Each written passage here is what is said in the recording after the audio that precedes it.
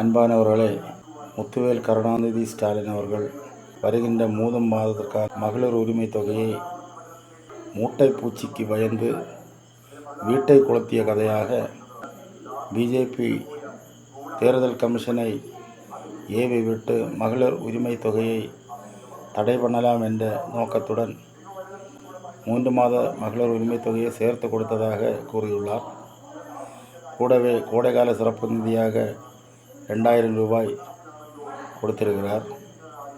இவ்வளவு கடன் சுமை மிக்க காலகட்டத்தில் இத்தனை பணம் கொடுக்க தமிழ்நாடு அரசு எப்படி சம்பாதிக்கிறது என்பது அனைத்து பொதுமக்களுக்கும் தெரியும். ஊழலில் வருகின்ற பணத்தை திருப்பி கொடுக்கிறார், அதுதான் உண்மை. அப்படியே அரசு அதிகாரிகளுக்கும் வருகின்ற 3 மாதத்திற்கான சேலரியை அட்வான்ஸாக கொடுத்தா நல்லா இருக்கும். ஓட்டுக்கு காசு கொடுக்கறதுக்கு பதிலாக மகளிரை கவர்வதற்காக இந்த செயல் செய்திருக்கிறார் என்பது அப்பட்டமாக அனைவருக்கும் தெரிகிறது. காரணம், இனி இருசக்கர வாகனங்களில் செல்வோர் ரொம்ப கவனமாக போங்க. அடுத்த 3 மாதத்துக்குள்ளே தொகை கொடுத்தாச்சு. இதெல்லாம் கலெக்ட் பண்ணுவாங்க.